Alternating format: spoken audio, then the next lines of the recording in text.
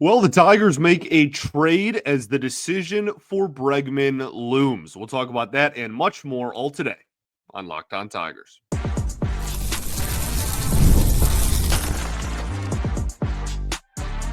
You are Locked On Tigers, your daily Detroit Tigers podcast. Part of the Locked On Podcast Network, your team every day.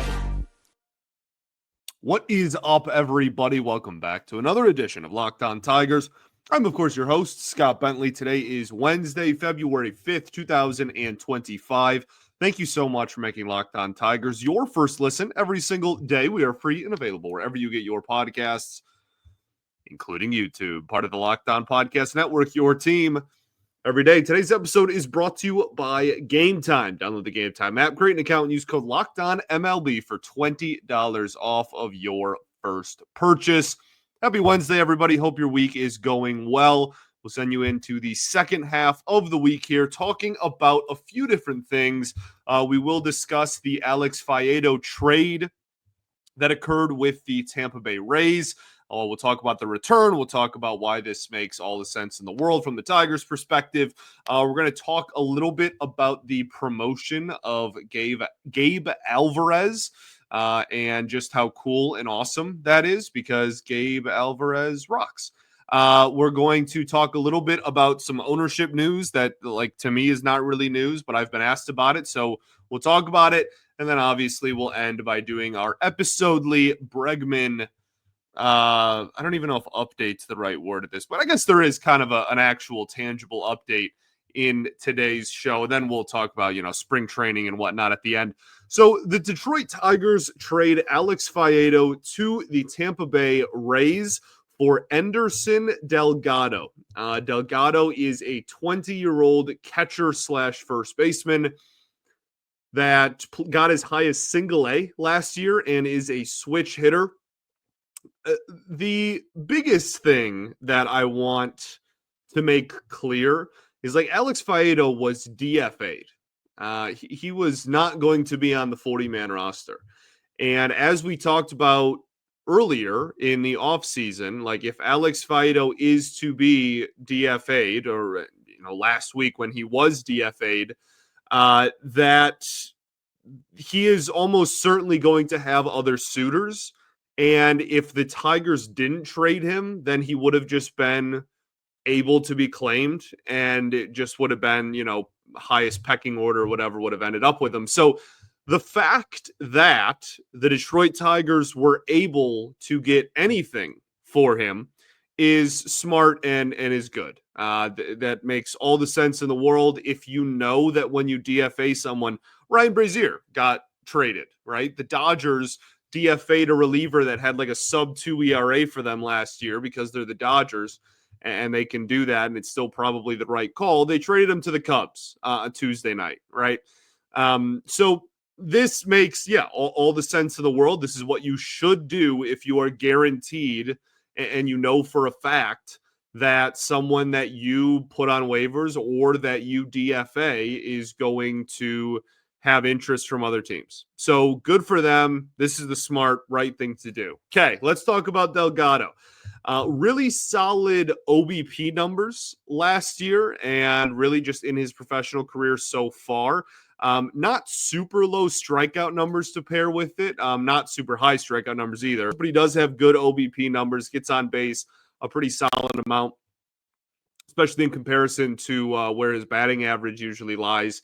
The biggest question mark I have with him is just he clearly has lacked legitimate power at the professional level. This is a guy that's had a 400 slug, which is fine. But, at that low of levels in the minors, that's nothing great. And even in other levels, it's been even lower. So I think that this is really just the Tigers front office looking at the Rays system and going, okay, well, the Tigers have no leverage here. This is, again, a player that got designated for assignment. So you're not going to get a big return for anybody under that umbrella or under that description, I should say. And yeah, they wanted to just find somebody who fit an organizational need and that they thought that they could develop. And I think that Delgado's a good dart to throw on the board. Do I think that he's, guaranteed going to be something fantastic someday? No, I think that that's probably a little, I don't know, presumptuous. That's a little optimistic, but there's nothing that says he can't either. And I think that there's some raw kind of intangible abilities like eye and drawing walks that are really hard to teach.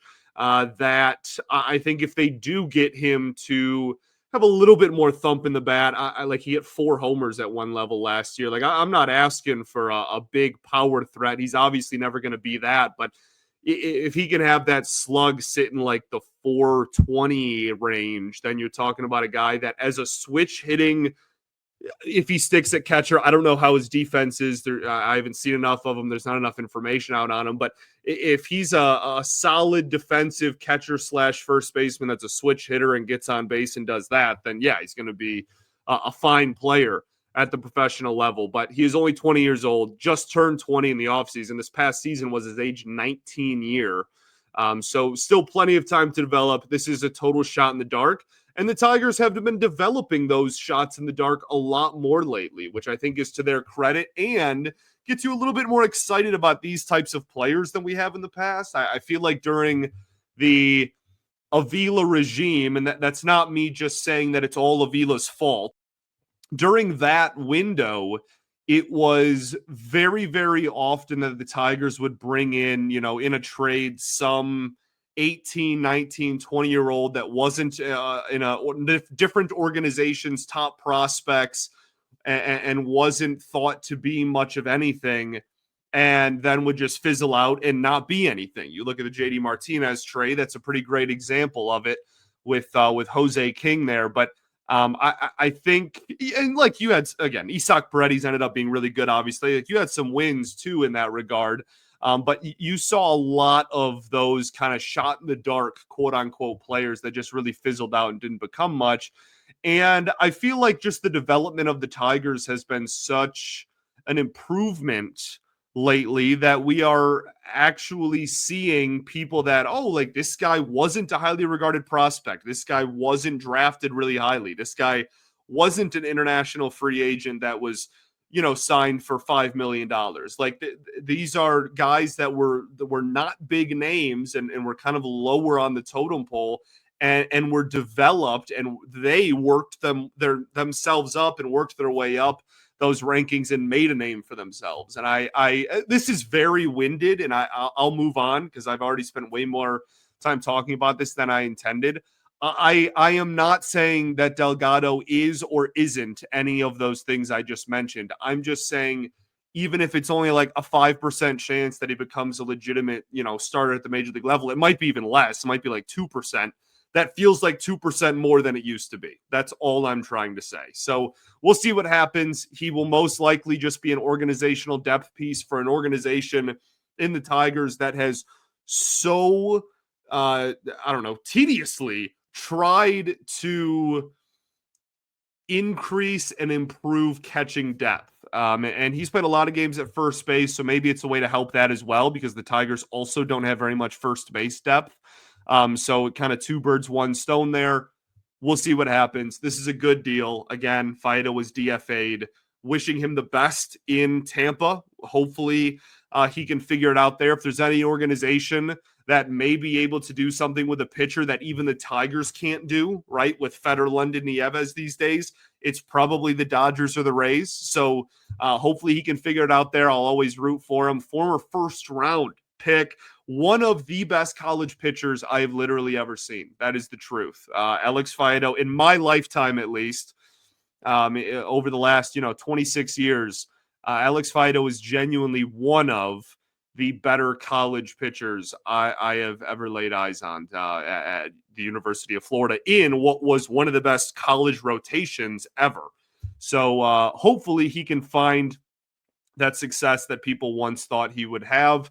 And even if he's just a really good reliever, more power to him. And that slider should work out of the pen. I'm sure the Rays are drooling over the spin rate and over the movement that he has in those pitches. So There you go. Way too long-winded of a breakdown of a trade for a minor leaguer from a player that was DFA'd. Let's move on to bigger and better things. All right, we'll do that right after this. Got to talk to y'all today about our friends over at Prize Picks. The big game is almost here, and there's no better way to make it even more exciting than with Prize Picks, the best place for daily fantasy sports. With over 10 million members and billions in winnings awarded, Prize Picks makes it fun and simple to get in on the action. Here's how it works. You pick more or less on at least 2 player projections, and if you're right, you can win up to 1,000 times your cash.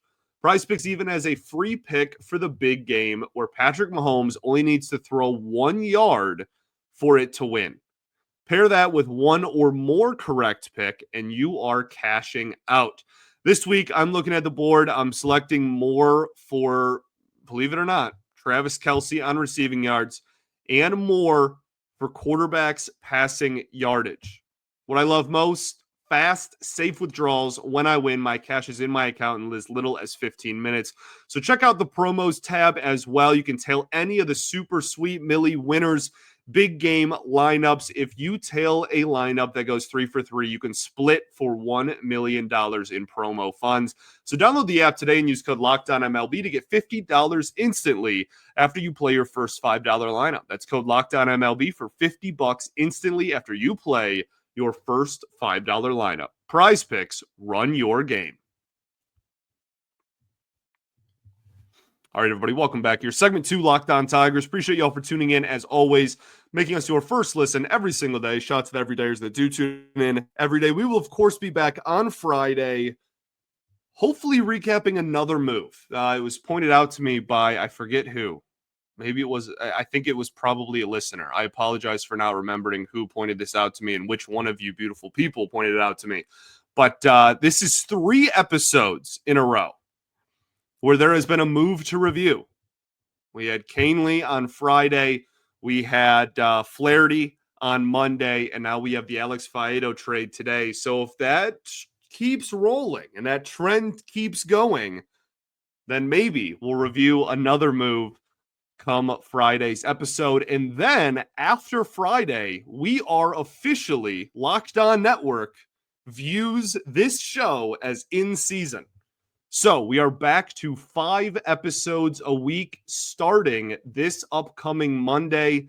I'm very excited to get the spring training train rolling, talk about all of the big storylines. We always have a couple of whole episodes dedicated to, storylines to watch in spring training.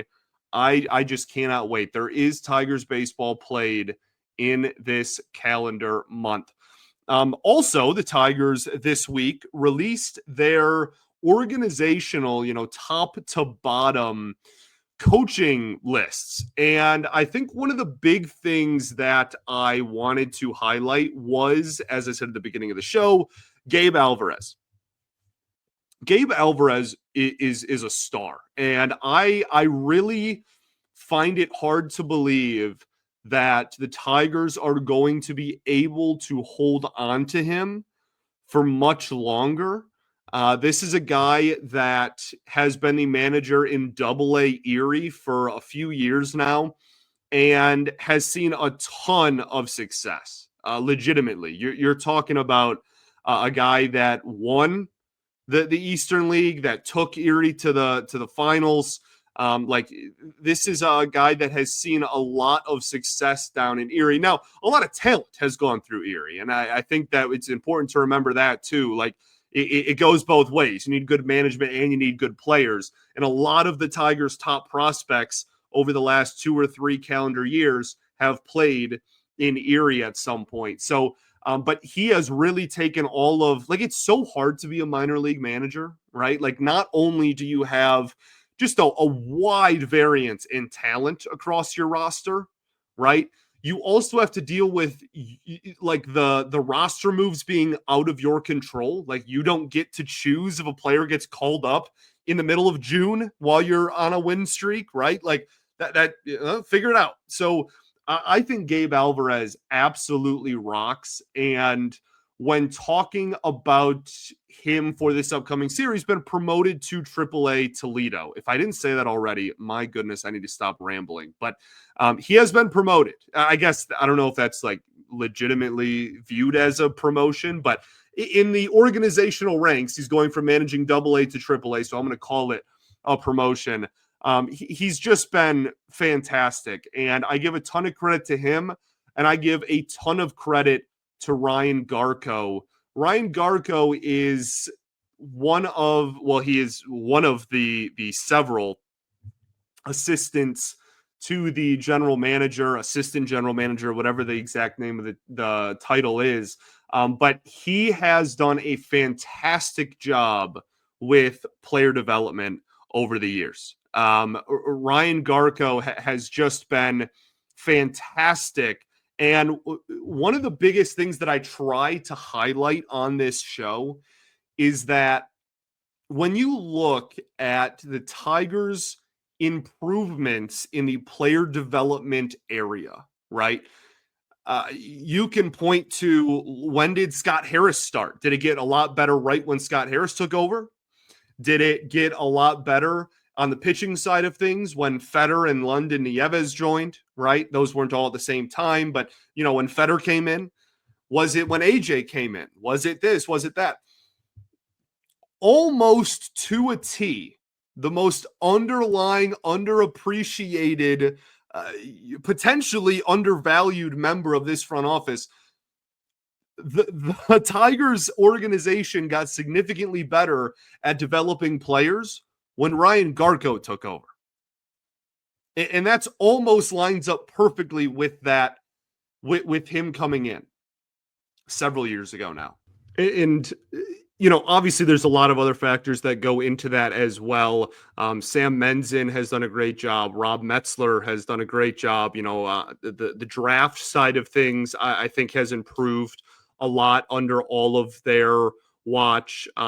Jay Sartori and obviously Scott Harris and Jeff Greenberg are large parts of that as well. I'm not trying to give all the credit to one person or to give the credit to nobody. I just, it's very apparent to me that when Ryan Garko came in, that the player development improved. So I just want to give a tip of the cap to him and give him his flowers that I think he deserves. Another thing that I have been asked a few times, actually, since the news was announced on Tuesday morning, was, how is the Chris Ilitch divorce going to affect the Detroit Tigers?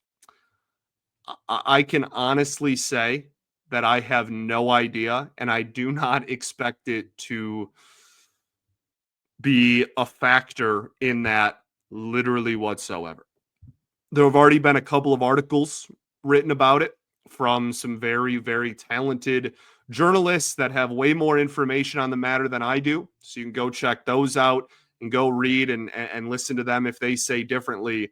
But based on what I've seen and heard, I really do not it didn't even, it was made public on Tuesday. It happened over the summer. So it, I don't know. I has the offseason felt a lot different one way or another? It happened half a year ago, and it hasn't really felt like anything's changed. So I really don't anticipate it to be anything of anything. But it is something that was in the headlines, and a lot of people have already asked me if it is going to affect the Tigers. I don't expect it to, but we will see what happens. Obviously, I don't know the Ilitch family. I don't know if it may or may not. I really can't imagine that it does, at least in a significant way. That's literally all I have to say about it. But I had multiple listeners ask me if I could talk about what might change after the news, and I really can't think of much. So let's talk Bregman, and then we'll talk a little bit of spring training. Okay, we'll do that right after this. Got to talk to y'all today about our friends over at Game Time. Attending NFL playoff games is an unforgettable experience that brings fans together. I remember the exciting energy of a playoff game that the Lions were in just last year. It's sad. But you know what? I'm hoping that some other teams in Detroit, the Red Wings, the Pistons, and your Detroit Tigers can all kind of carry the weight a little bit that the Lions left behind in that regard. Game Time has a new feature called Game Time Picks that makes getting tickets for your events even easier. It filters out the fluff to show you only incredible deals on great seats, so you don't have to waste time searching through thousands of tickets. I recently used Game Time Picks to find a ticket for an upcoming Detroit Pistons game, as I've mentioned a lot. Browsing through deals was simple, and I found great value on all kinds of seats around the venue. There was also the Super Deal, which was especially impressive, offering the best value for the event. The app's features like seat views before you buy and all-in pricing with no surprise fees at checkout make the experience smooth and reliable. Plus, the on-time ticket delivery and lowest price guarantee gave me some peace of mind. So take the guesswork out of buying tickets with Game Time. Download the Game Time app, create an account, and use code LOCKEDONMLB for $20 off of your first purchase. Terms apply. Again, create an account and use code LOCKEDONMLB for $20 off. Download Game Time today. Last-minute tickets, lowest price guaranteed. All right, everybody, welcome back here. Third and final segment, Locked On Tigers. Appreciate you all for tuning in. As always, let's talk Alex Bregman and then get you off on with your Wednesday. I am nervous. I'm nervous. And the reason why is because everyone seems super optimistic about it right now. And that almost makes me like, oh, it's too good to be true. There's no way. Like, stop believing. Like, maybe I've just been hurt too many times. Maybe that's something I'll talk about in therapy this week. But like,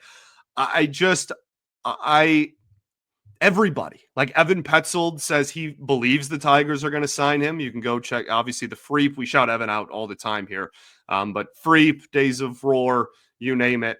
He's been talking about how, he thinks they're going to get him. Cody Stavenhagen of The Athletic, Tiger Territory, I believe, is the name of their new show. Congratulations to them on getting picked up. They do him and Kieran both do a fantastic job as well. Great people. Like he's mentioned, like I saw a clip on Twitter from his show where he said that, everyone seems like they're in a good mood and he's kind of like optimistic about it. Like I'm this is where I get nervous. And I feel like it's heightened by the fact that it like has to happen soon. Right? Like it has to. This has to happen soon. And I'm very anxious now. The other update we got is actually pretty tangible, and is that it is reported by a couple of Cubs beat writers that the Chicago Cubs offered Bregman a $100 million deal. Well, it says north of $100 million over 4 years with an opt-out. So that's 25 plus AAV, which is a lot per year. But the total of only around 100 mil is significantly less than what, we were talking about a month and a half ago on here, how his asking price was 200 mil and whether we'd be down to do that or not. And how I'm sure a lot of people would have reservations about hitting 200 million. You're shaving a hundo, 100 milli off of that original number. Now, obviously, years matter, AAV matters, opt-outs matter. It's not that black and white, and I'm not trying to make it sound like it is, but that is still a significantly cheaper price tag than was originally asked. And I think, I read my own comment section, right? I'm aware of what the feel is for Bregman. I know a lot of people are really optimistic and really want him and think he would, take the team over the edge. There's also a portion of the fan base that isn't as fond of the idea and doesn't necessarily want the Tigers to go all in on him. I'm curious if that report changes your mind. Now, maybe the Cubs are just in la la land and they're, 75 million to 100 million off of where every other team is. And Boris is laughing in their face and saying, yeah, that's why he's not going to be a Cub, good one, and hanging up the phone. Like maybe they're just completely shortchanged him. But if that is more the area, right? And another thing that I read, it's not as much, and there's still plenty of people out there that do talk about the dollar amount, but I feel like the portion of the fan base, the small portion of the fan base that is anti Bregman, looks a lot more at like, oh, I don't want him for 6 years though. Like he's going to be expensive when he's older, and that's what we don't want. Whatever. I think that like 4 years, that's not much, and he's not that old. Like I don't know if that offer is even close to the ballpark of where everybody else is. Then I don't know how the Tigers aren't huge players in this. I think they should be. Now, again, I don't know how close, maybe it's like an MLB The Show when you offer somebody a contract and their interest level bar is at literally 0. And it's like, I'm so offended by this offer, I'm not even willing to negotiate with you anymore. Maybe maybe they shortchanged him $100 million and that's why he's not going to be a Cub. But if that is truly the ballpark, then I don't know. I don't know how the Tigers don't push for him. Spring training right around the corner, which is why Bregman has to sign soon, which is why I'm getting anxious. The Detroit Tigers play baseball games this month. They will kick off spring training against the Philadelphia Phillies on February 22nd. When we get closer to that day, we'll talk like full spring training schedule, televised games, et cetera, et cetera. We're going to do a ton of stuff next week on like spring training storylines to watch and all that stuff. We always do an episode going into spring of who has the most to gain and who has the most to lose in spring training. So we got a bunch of fun conversations that will be had, and baseball is almost back. We're almost back. This is where I really start missing it, right? Like I always have a little bit of burnout immediately after, just because it's such a long season, and I'm watching every single game, and then doing shows after almost every single game, and I love it to death, and I would do it 365 days a year if I could. But I always immediately after the season ends just kind of like take a break and I'm like, okay, I'm gonna take like a week here and just not think about the Tigers at all. And then the hunger comes back pretty quickly because the Tigers and baseball are my greatest love and passion on this planet. And by February, like late January, early February is where I'm really like, what are you doing? Oh, I'm watching, Parker Meadows highlights. Someone made a 10-minute compilation of his season, and I'm just sitting here watching it on YouTube for no reason. Like, this is where I dream about baseball. I wake up and people at work are like, what, you have any weird dreams lately? It's like, nope, I, dreamt about Riley Green hitting a triple in Comerica. Like, just this is where it's really, I'm getting the itch. I can't wait to go through another year with you all. Thanks for making Locked On Tigers your first listen every single day. Shout out to every dayers that do tune in every day. We will, of course, be back on Friday, and then next week we'll be back to 5 episodes a week. I appreciate you all greatly. Peace and love. Going to therapy's dope. I'll catch y'all Friday, baby. Go Tigers.